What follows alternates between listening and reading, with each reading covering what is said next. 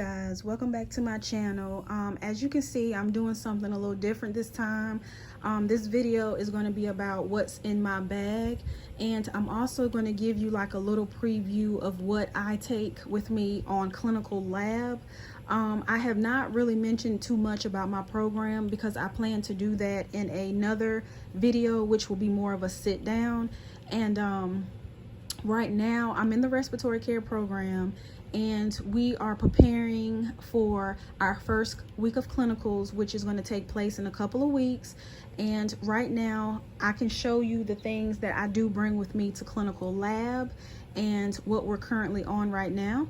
And if you can see, I am wanting to start with my rolling book bag.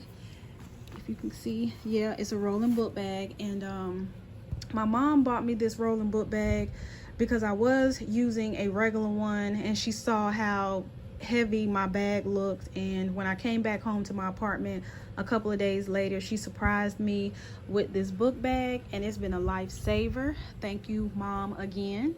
And it's definitely been helping me carry all these books, and when I show them to you, you'll see why. So I recommend any college student that has a buttload of books to get a rolling book bag. Saves you on the back pain. So thank me later. Okay, the first thing I want to show y'all that I take to my classes every week. First thing I want to show you is my Egan's textbook. From what I've been told, this is the respiratory Bible. I take this class every Tuesday, and we've been in this book almost every day, and it's been a lot of material. And this book correlates with the workbook, so we're in this like every day. Currently right now we're learning about aerosol therapy, and it's quite interesting because we're going to be learning how to give breathing treatments this upcoming Monday, and I'm real excited about it.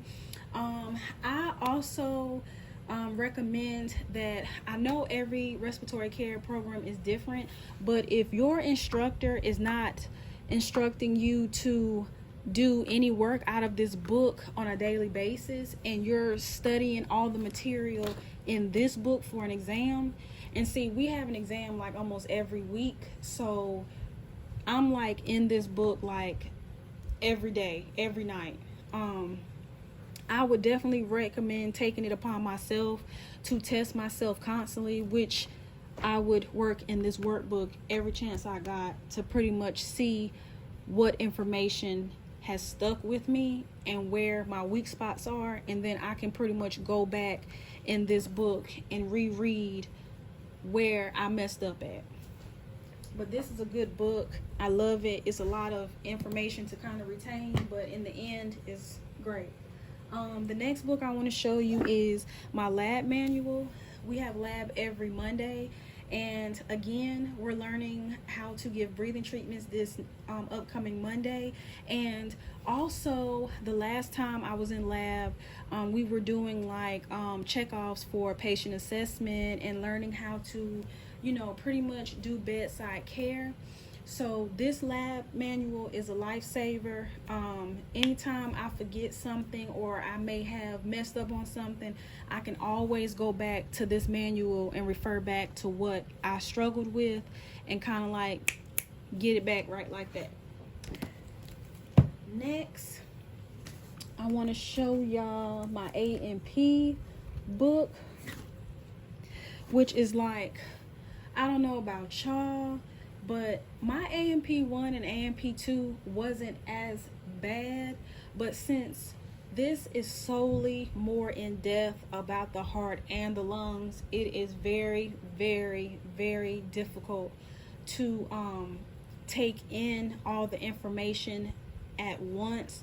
So this definitely requires a lot of studying. And me personally, I like to make flashcards with just this, so I love to highlight and all that stuff. So what I like to do is pretty much highlight every time I read through the material, and I'm just going to show y'all like what I do. I want to show y'all like a mostly highlighted area that I've used.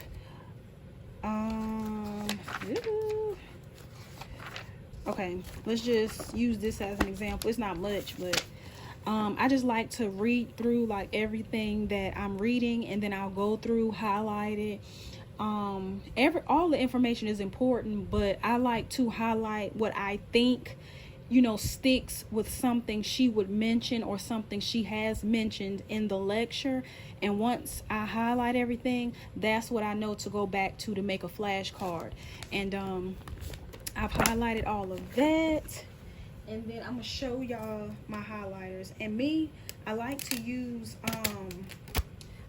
permanent markers, and I bought the same permanent markers by the Pen and Gear.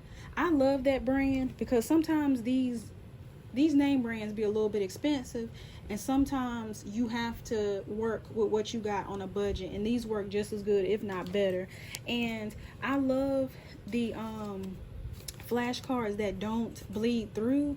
And as you can see, like, I've written what I got on this side, and then you can't even see what I wrote in the permanent marker on the other side. And these flashcards are just from this book, nothing else. I don't even have to write flashcards for my other books that I showed y'all in the beginning, but this is all from that book. And it may look like a lot, but it does help learn the material in that book so much faster. So don't panic from seeing my flashcards, because what may look like a lot to y'all is very easy for me to retain the information with that. So that's my A&P book. And what correlates with that book as well is the calculation book. This book we're starting to work out of a lot more, and it definitely does help practice problems that we may have seen in this book, but it's still kind of fresh, so I'm not really familiar with learning and knowing this stuff like right off the bat in order to further explain it to y'all.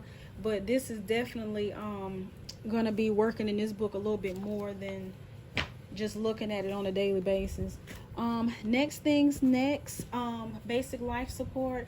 I love keeping this book with me because I like to keep all my techniques and everything that we learned from the 30 to 2, 15 to 2, and just everything associated around basic life support. I like to keep my mind refreshed on this, so it does help keep my mind fresh, because going through this program, she tests us a lot on this, and I want to just make sure I'm prepared for it. And I like to keep this with me all the time, even at home. My planner, I got this planner off of Amazon, and if you guys like it and y'all watch this video, y'all can comment below, and I can pretty much put the link at the bottom so that y'all can purchase it as well, or just purchase something like it. And just basically the last two things in here are just my notebooks that I keep separate. This one being my lab and Egan's lecture binder, and then my A&P one by itself. And then that is all for my book bag. And for my clinical lab is a stethoscope. We're listening to our patients and the dummies in the lab when we do our patient assessment. And the main thing that my teacher told us we have to have all the time, even when we're on the job practicing, is this oximetry. We have to check that all the time, and it's just real simple. You turn it on and then put it on the finger. Now, I don't know if it'll read too well because I have this red nail polish on, but with most, it read pretty good. 99, and my heart rate's at 85. That's a little bit high for me, but I am talking and doing stuff as well, so I normally run like I'll say mid 70s, which is normal for me. So that's pretty much it with my bag. Let me also show y'all too. Of course, everybody carries pencils and stuff to school, so I don't pretty much have to show y'all that, but I do carry hand sanitizer spray, Germ-X. This is my favorite one. I have one in my purse all the time, but it doesn't hurt to put one in your book bag because you might forget your purse, and I've had some times where I forgot my purse. This is also a good thing. It's by Vaseline. It's a hand sanitizer and a lotion, so I would definitely recommend using this. Just don't use too much of it because it'll have like a sticky consistency. I don't think it's gotten sticky, but it's kind of got where it's just not, don't use too much on it. Just don't use a lot. Don't use a lot. But I keep these with me, and I would also get another one to put in my clinical bag when I do start clinicals.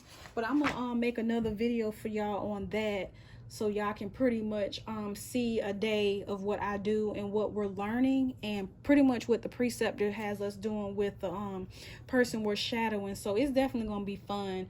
I'm gonna end the video right here, and I will check back in with you guys in my next video. And as I said before, it's gonna be more of a sit down video where I can go into detail about what I'm doing in my program and how things are going. Why did I switch from nursing to respiratory care, and how I like one better than the other, and just pretty much get your take on it. And then y'all can put comments below, any questions that y'all may have, and any ideas of what more y'all would want to see on my channel. But I'll see you guys again next time. Thanks for watching.